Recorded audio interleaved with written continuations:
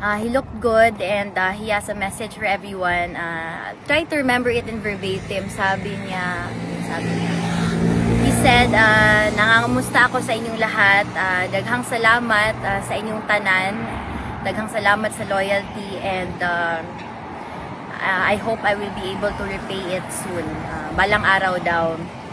And ayun, even sa mga tao, even sa supporters na all over, not just OFW, sa buong Pilipinas. Maraming salamat for your loyalty. Did the Nadungog din ako yung muting. Ikaw din singgit. Hello kid. How are you? Sa'yo ko karon kay sabi ako ang ayuhon ako sa. Kani pag singgitin ko na si Kitty. Sala ni Janie. Hala, correct. Tanawan ni. Ko pagyapon. Yun niya na kay mali ko. Luoy ko kang papa kay nangayo tawon siya og 10 minutes extension gahapon kay na late ko sa kaluoy. Sa'yo na lang. Correct. Sige dadon. Wala ka wala ka nag-boots? Wala oy kapuyon ko katawan pag ko. Gani. Kuan kaya na si bully baya na si PRD. Pagkadungog na ko. Si Alvin man to. Gani. Gani pagkadungog na ko. Ala si Kitty man to na late ako 5 minutes. Sabi ko lang, na-late lagi siya.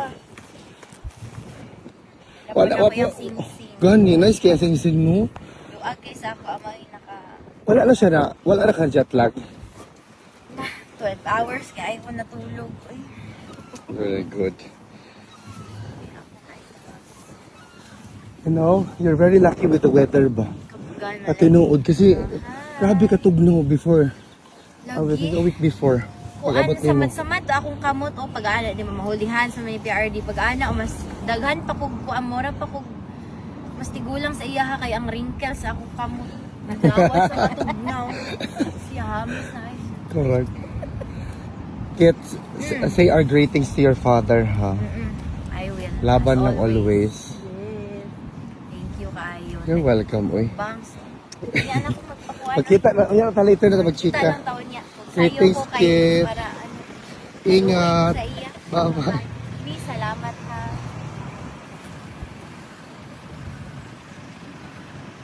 Ayun na si Kitty. Papasok na po siya. Kitty Duterte, welcome back to the Netherlands. How are you today? I'm good, Finn. Thank you for asking.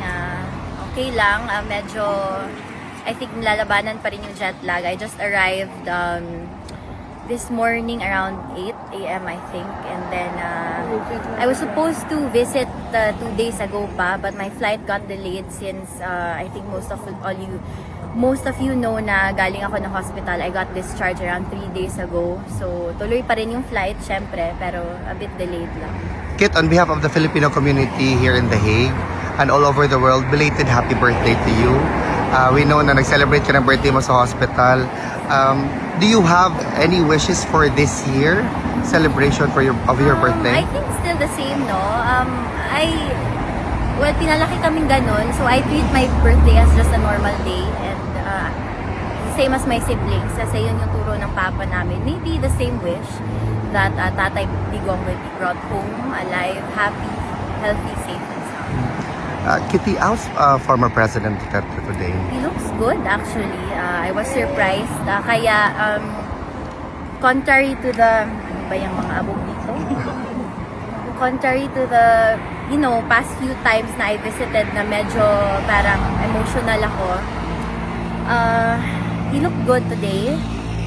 Pagdating niya, sabi niya, wow, mas lalo daw akong gumanda. Kasi naka-lipstick ako kanina. Sabi ko kaya, Papa, wag mo ako paiyakin kasi naka-lipstick ako ngayon.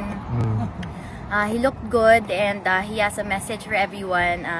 Try to remember it in verbatim. Sabi niya, he said, nangangamusta ako sa inyong lahat. Daghang salamat sa inyong tanan. Daghang salamat sa loyalty and I hope I will be able to repay it soon. Balang araw daw. And ayun, even sa mga tao, even sa supporters na all over, not just OFW, sa buong Pilipinas. Maraming salamat for your loyalty. Did the former president greeted you on your birthday, Kit? Did the former president greeted you on your birthday? Yes, he did greet me kasi tumawag kami. We calls me 4 times a week. He greeted me, I think, the day before my birthday kasi walang calls on Friday and then my birthday fell on a Friday. So, naka-greet pa rin siya. But I was in the hospital at that time. And then pagtawag niya, sabi niya, happy birthday, ganun. Then magsalita ako, sabi niya, parang may sakit ka, parang iba. Doon ko na inamin na I was in the hospital. Kasi, alam niya Tapos sabi niya, Papa always knows, Papa can discern. Kit, welcome back to the Netherlands. Just to conclude this really short interview, do you have a message to the Filipino people all over the world?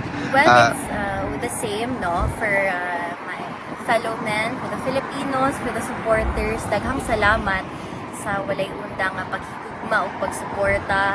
I cannot meet you all, obviously, sa sobrang dami nyo, but I hope to meet you all soon to show my gratitude and ayun, sana I hope that matupad yung dream ni Tatay Digong na balang araw to repay all of you for the unwavering loyalty you showed, the whole family.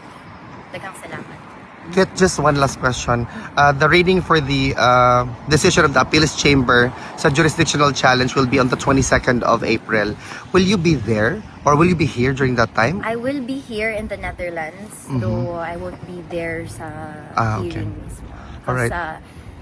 Like all the times before, ayaw ni PRRD pupunta. Hindi na, we don't bother na din. So, Okay. Thank you, Kit. Welcome Thank back you. and mabuhay ka. thank you din, mabuhay.